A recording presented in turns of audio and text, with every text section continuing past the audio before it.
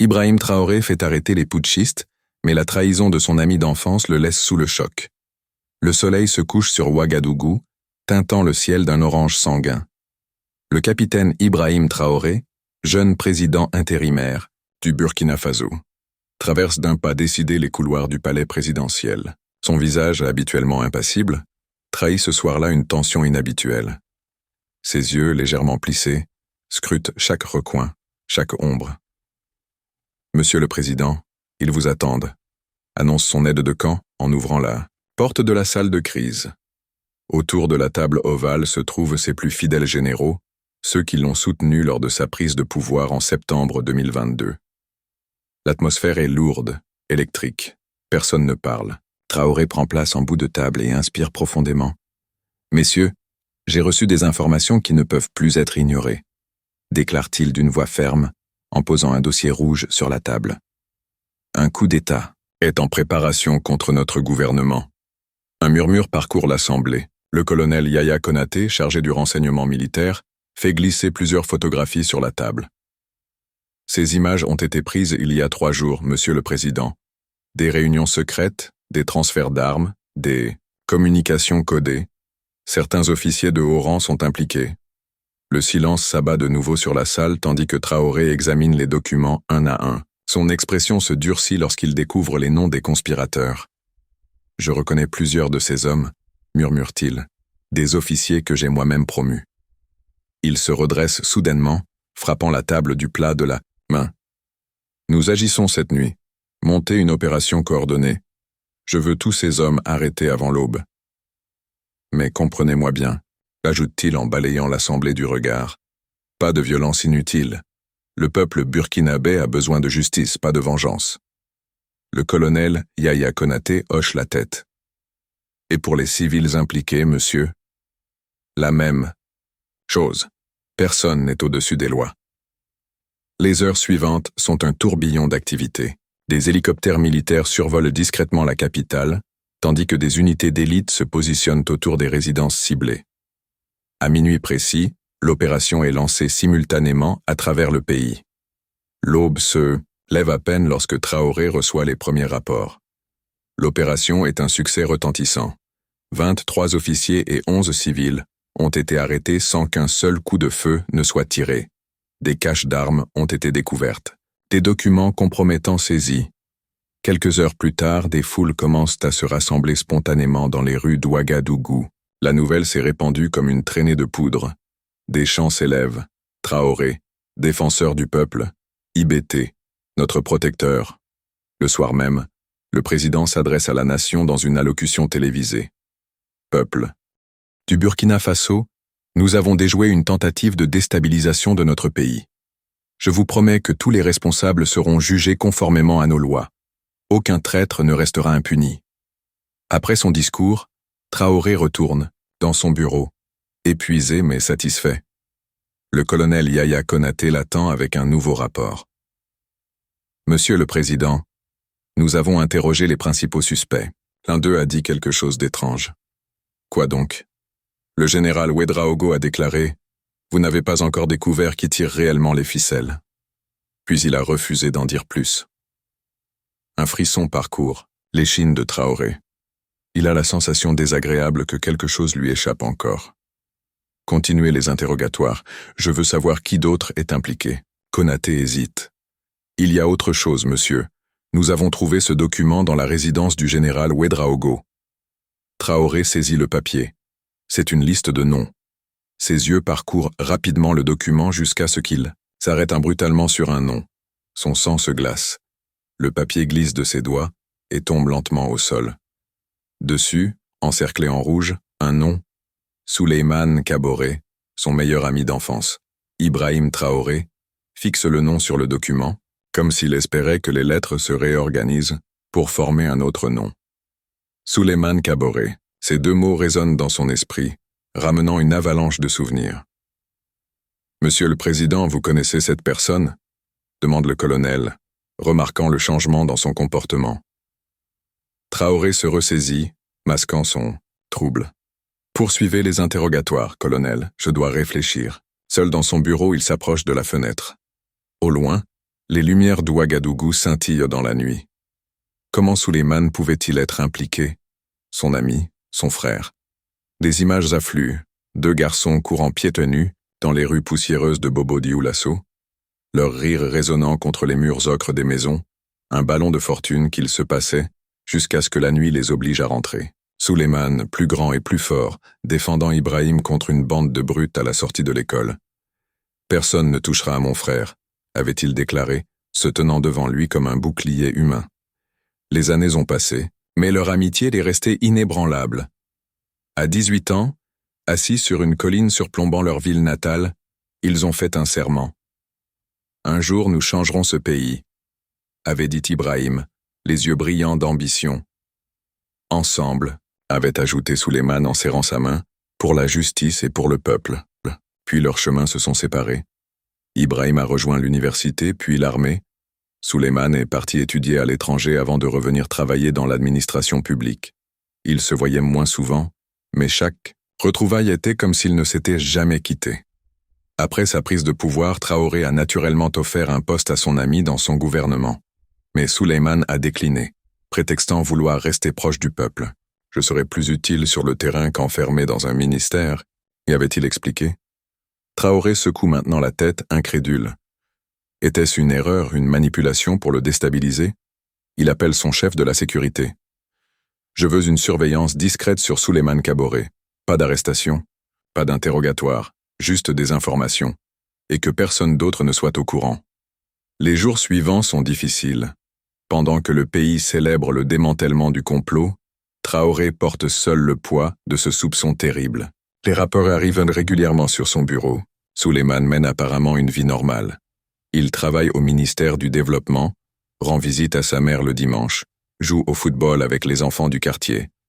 Puis, un matin, un agent lui apporte une clé USB. « Monsieur le Président, nous avons intercepté ceci. C'est une vidéo de surveillance d'un entrepôt dans la zone industrielle, datée de 3 jours avant notre opération contre les putschistes. La vidéo montre Souleymane entrant discrètement dans un bâtiment abandonné. Il en ressort 2 heures plus tard, l'air préoccupé, regardant nerveusement autour de lui. L'entrepôt appartient à une société écran liée au général. « Ouedraogo », précise l'agent. Le cœur de Traoré se serre. Un autre rapport arrive le lendemain. Un enregistrement audio capté lors d'une réunion secrète. La voix de Souleymane est parfaitement reconnaissable. « Le système est corrompu de l'intérieur », dit-il. « Nous devons tout changer, de l'intérieur vers l'extérieur. Le moment approche. » Traoré écoute la bande encore et encore, cherchant dans l'intonation de son ami un indice, une explication autre que la trahison. « Ça pourrait être truqué », murmure-t-il, les yeux humides. Il ne ferait jamais ça.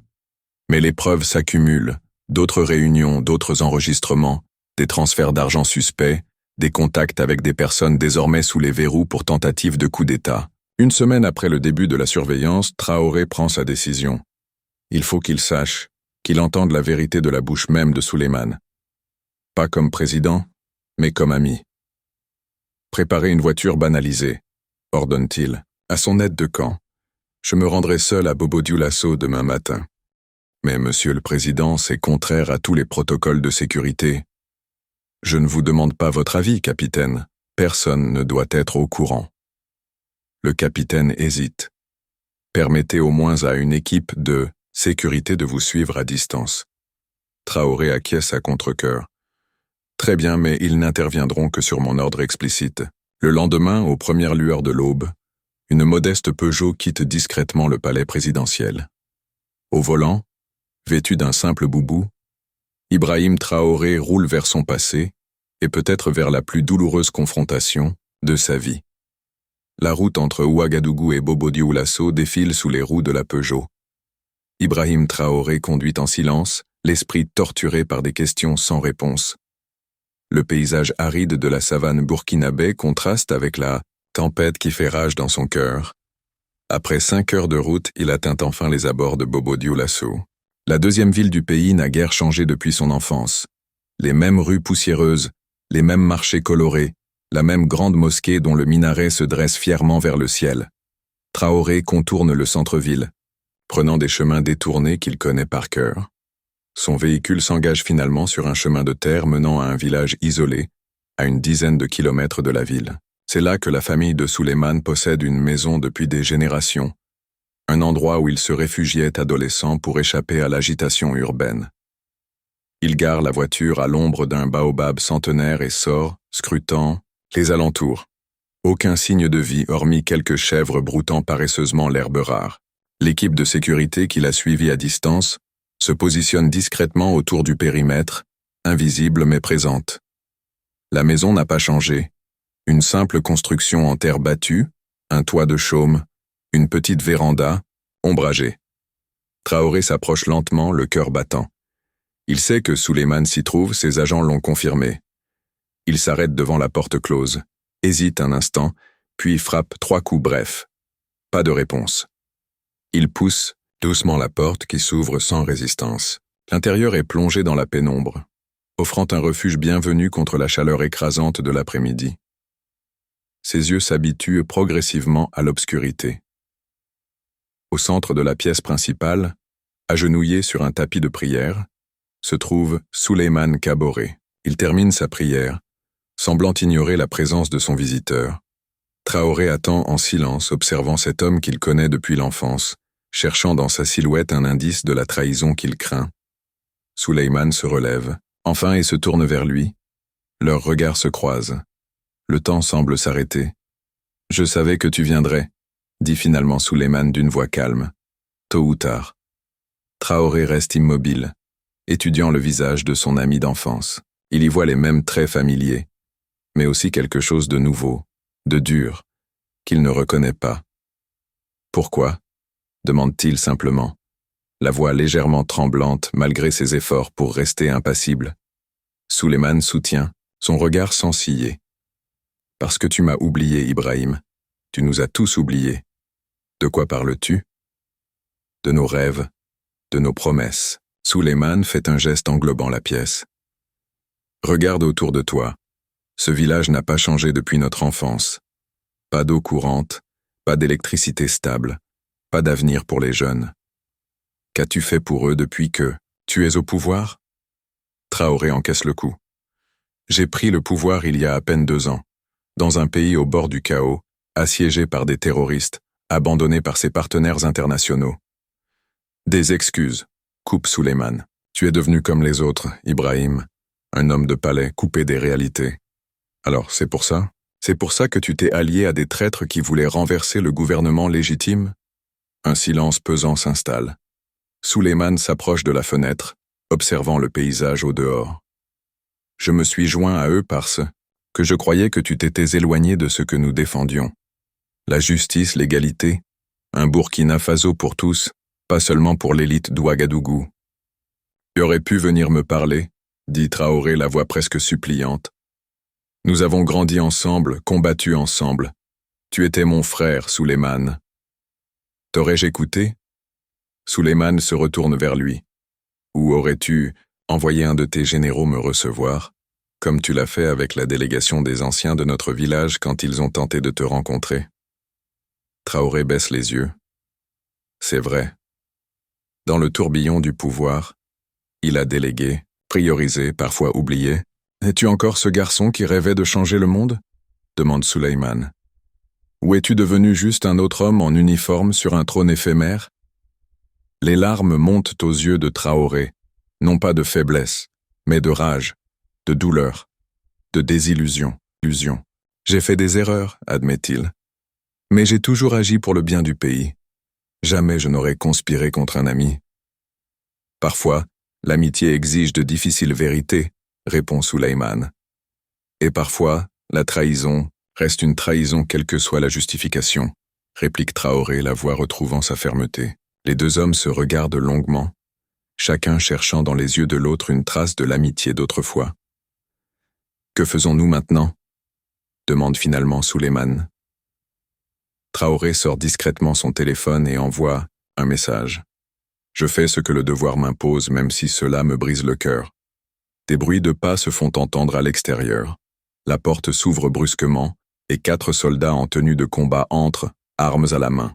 Souleymane Kaboré, vous êtes en état d'arrestation pour haute trahison et complicité dans une tentative de coup d'État, annonce l'officier commandant l'unité. Souleymane ne résiste pas. Il tend ses poignets pour qu'on le menotte sans quitter des yeux le visage de Traoré. Des larmes silencieuses coulent sur ses joues. « Je suis désolé, Ibrahim », murmure-t-il alors qu'on l'emmène.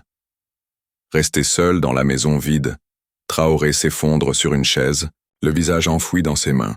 Dehors, le soleil commence à décliner, baignant la savane d'une lumière dorée qui ne réchauffe plus son cœur. L'arrestation de Souleymane Kaboré fait l'effet d'une bombe dans tout le Burkina Faso. Les médias nationaux et internationaux s'emparent de l'affaire, titrant sur « l'ami traître » ou « la trahison fraternelle ». Des photos de Souleymane et Traoré ensemble dans leur jeunesse circulent sur les réseaux sociaux, accompagnés de commentaires tantôt compatissants, tantôt accusateurs. Pour beaucoup de Burkinabés, Souleymane était une figure respectée, un homme intègre qui travaillait sans relâche pour les communautés rurales. Son implication dans le complot semble inconcevable. Comment peut-on trahir son propre frère, se demandent certains. Peut-être avait-il ses raisons, murmurent d'autres, plus critiques envers le régime. Au palais présidentiel, un silence inhabituel règne. Ibrahim Traoré s'est retiré dans ses appartements privés, annulant tous ses rendez-vous. Seuls ses plus proches conseillers sont autorisés à le voir, et encore, uniquement pour les affaires urgentes de l'État. Le 3e jour après l'arrestation, le ministre de la Justice frappe à sa porte. « Entrez !» répond une voix fatiguée. Le ministre trouve Traoré assis devant une fenêtre contemplant la ville en contrebas. Sur son bureau s'empilent des dossiers non traités. « Monsieur le Président, nous devons discuter du procès des putschistes. » Traoré ne répond pas immédiatement. Son regard est fixé sur une vieille photographie qu'il tient entre ses mains, montrant 2 jeunes hommes en uniforme militaire, bras dessus, bras dessous, souriant à l'objectif. « Il faut que ce soit un procès équitable, » dit-il finalement. Transparent, ouvert aux observateurs internationaux. Le ministre hoche la tête, mal à l'aise. Et pour Kaboré, certains suggèrent un traitement spécial compte tenu de votre histoire commune. Traoré repose brusquement la photo. La loi est la même pour tous, même pour lui. Après le départ du ministre, Traoré continue sa veille silencieuse, près de la fenêtre. Une enveloppe attire son attention sur son bureau. Elle est arrivée le matin même. L'écriture tremblante sur l'enveloppe jaunie est celle d'une personne âgée. Il l'ouvre avec précaution. « Mon cher Ibrahim, je t'écris en tant que celle qui vous a vu grandir, toi et mon petit-fils. Je ne défendrai pas ce qu'il a fait. La trahison reste une trahison même motivée par des idéaux. Mais sache qu'il t'aimait comme un frère jusqu'à la fin. Peut-être est-ce cet amour même, déformé par la déception qui l'a conduit sur ce chemin sombre, que cela guide tes décisions et apaise ton cœur. Mariam Kaboré. » Traoré relit la lettre plusieurs fois, les mains tremblantes. Il se rappelle parfaitement Mamie Mariam, cette vieille femme sage qui les accueillait souvent dans sa modeste maison, leur offrant du thé sucré et des histoires sur l'histoire glorieuse de leur peuple. Un coup discret à la porte interrompt ses pensées. C'est son ministre des Affaires étrangères. « Monsieur le Président, la presse internationale réclame une déclaration. Votre silence alimente les rumeurs. » Il hésite avant d'ajouter « Certains disent que cette affaire vous a brisé. » Traoré a un rire amer. « Brisé ? Non, changé, certainement. Nous pouvons rédiger un communiqué ferme, montrant votre détermination face à la trahison. » « Non, » l'interrompt Traoré. « Je m'adresserai moi-même à la nation ce soir. » Cette nuit-là, dans un discours télévisé sobre et empreint d'émotion, Ibrahim Traoré parle directement à son peuple. « Citoyens du Burkina Faso, je m'adresse à vous non seulement comme votre président, mais comme un homme qui a dû faire face à la plus douloureuse des épreuves, la trahison d'un ami cher. » Il marque une pause, luttant visiblement pour maintenir sa composure. La justice suivra son cours pour tous les accusés, sans exception. Mais je tenais à vous dire que la véritable douleur n'est pas venue de la tentative de coup d'État. Elle est venue de la perte d'un frère. Dans tout le pays, les Burkinabés regardent leur jeune président avec un mélange de respect et de compassion. Pour la première fois, ils voient au-delà de l'uniforme et du titre un homme vulnérable, blessé, mais toujours debout. « Je Promets de ne jamais oublier pourquoi j'ai accepté cette responsabilité. Servir chaque Burkinabé, dans chaque village, dans chaque quartier. Si j'ai failli à cette promesse, je vous demande pardon et je m'engage à faire mieux. Le lendemain, Traoré prend une décision surprenante. Il interdit formellement toute forme de harcèlement ou de représailles contre la famille de Souleymane. La justice concerne les coupables, pas leurs proches, déclare-t-il fermement lors d'une réunion de cabinet. Son ministre de la Sécurité proteste. Mais monsieur, certains membres de sa famille pourraient être complices. Alors, enquêtez correctement, répond sèchement Traoré. Mais je ne tolérerai pas de persécution basée sur des liens familiaux. Les semaines passent. Traoré reprend progressivement ses fonctions, mais ceux qui le connaissent bien notent un changement en lui. Il est plus réfléchi, plus à l'écoute, moins prompt à la colère. La trahison l'a transformé. Un soir, alors qu'il travaille tard dans son bureau, son aide de camp lui apporte les journaux du jour. L'opposition dit que vous êtes devenu faible, commente l'aide, indiquant un article particulièrement virulent. Traoré parcourt rapidement le texte, puis a un sourire triste. Ils confondent force et dureté, répond-il simplement. La véritable force est de continuer à croire en l'humanité malgré ses déceptions. Il se lève et s'approche de la fenêtre, observant les lumières de la ville. Savez-vous ce qui est vraiment difficile, capitaine? Ce n'est pas d'arrêter un ennemi, c'est d'arrêter quelqu'un qu'on aime tout en sachant que c'est la seule chose juste à faire. 6 mois se sont écoulés depuis l'arrestation de Souleymane. Le procès des putschistes est en cours, suivi attentivement par la population et les observateurs internationaux. Ibrahim Traoré a tenu parole. La justice procède de manière transparente et équitable, sans interférence politique. Par un matin frais de janvier, le président quitte discrètement le palais présidentiel à bord d'une simple Jeep, accompagné seulement de 2 gardes du corps. Il porte une tenue civile, pantalon kaki et chemise blanche, plutôt que son habituel uniforme militaire. Le convoi se dirige vers Bobo Dioulasso, mais ne s'arrête pas dans le centre-ville. Il poursuit sa route jusqu'à un quartier périphérique où se dresse un vieux bâtiment délabré. L'école primaire que Traoré et Souleymane ont fréquentée enfant. L'établissement est pratiquement en ruine.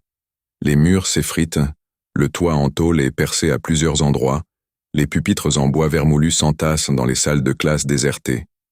Traoré parcourt lentement les couloirs, touchant parfois les murs comme pour communier avec son passé. Dans une salle au fond, il retrouve ce qu'il cherchait. De vieilles inscriptions gravées dans un pilier. IBT plus SK, frère pour la vie, avaient-ils écrit à l'âge de 10 ans. Il reste longtemps immobile, contemplant ces lettres maladroites qui témoignent d'une promesse d'enfance. Puis, déterminé, il retourne vers sa Jeep et donne des instructions à son chauffeur. Une semaine plus tard, une conférence de presse est organisée sur ce même site. Devant les caméras et les journalistes intrigués, Traoré annonce le lancement d'un nouveau programme national, Frères de la Patrie. Ce programme formera des jeunes leaders dans les quartiers et villages les plus défavorisés du pays, explique-t-il.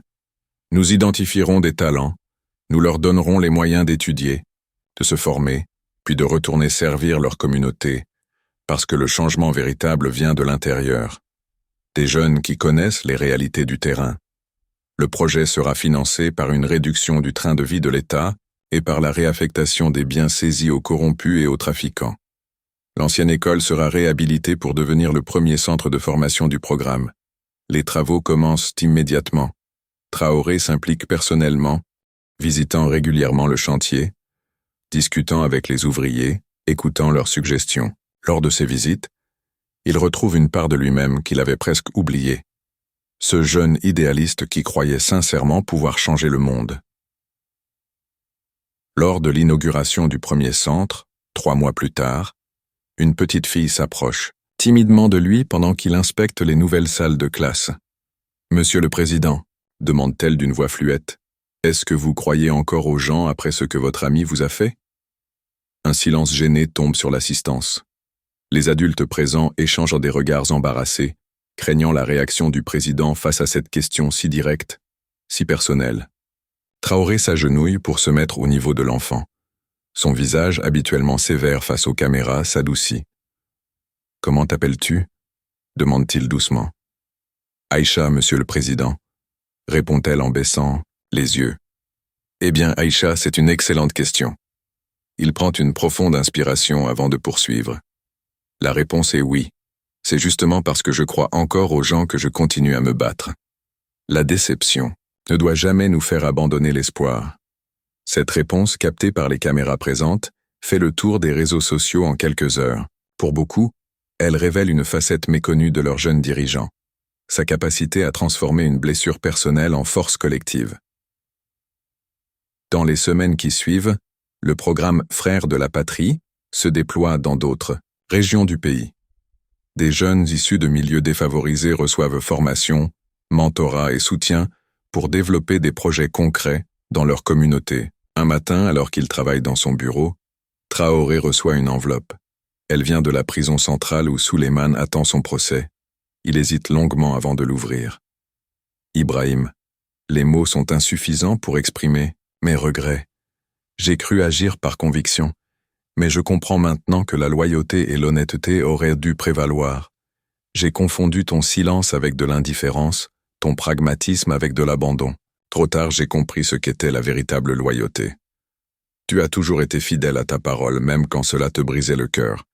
C'est une leçon que je n'oublierai jamais, quelle que soit ma sentence. Pardonne-moi, mon frère. Souleymane. Traoré lit la lettre sans expression visible. Il ne répond pas, mais cette nuit-là, il la glisse dans la poche intérieure de son uniforme contre son cœur. Le temps passe. Le procès des putschistes s'achève et les sentences sont prononcées. Justice est rendue, sans vengeance mais sans faiblesse. Souleymane est condamné à 10 ans de prison, une peine plus clémente que celle des principaux organisateurs du complot, mais sans concession particulière. 1 an après la tentative de coup d'État, Traoré décide de marquer l'événement, d'une façon inattendue. Il fait ériger dans la capitale un monument sobre, 3 piliers de granit noir symbolisant la vérité, la justice et la fraternité. Sur le socle, une inscription « Une nation se construit sur la confiance mais se renforce par l'épreuve ». Lors de l'inauguration, une foule immense se rassemble. Pour la première fois depuis longtemps, on ne voit pas de division partisane, pas de drapeau de faction, juste un peuple uni dans un moment de recueillement et de réflexion. Traoré prononce un discours bref mais puissant. Ce monument n'est pas là pour célébrer une victoire ou pleurer une défaite. Il est là pour nous rappeler que nos véritables ennemis ne sont ni les nations étrangères, ni même les individus qui nous trahissent. Nos véritables ennemis sont la méfiance, l'injustice et la division qui rongent nos cœurs. La cérémonie touche à sa fin lorsqu'un petit garçon s'approche timidement pour offrir des fleurs au président. Traoré se penche pour les recevoir. « Comment t'appelles-tu, mon garçon » demande-t-il avec un sourire. « Je m'appelle Souleymane, monsieur le président » répond l'enfant.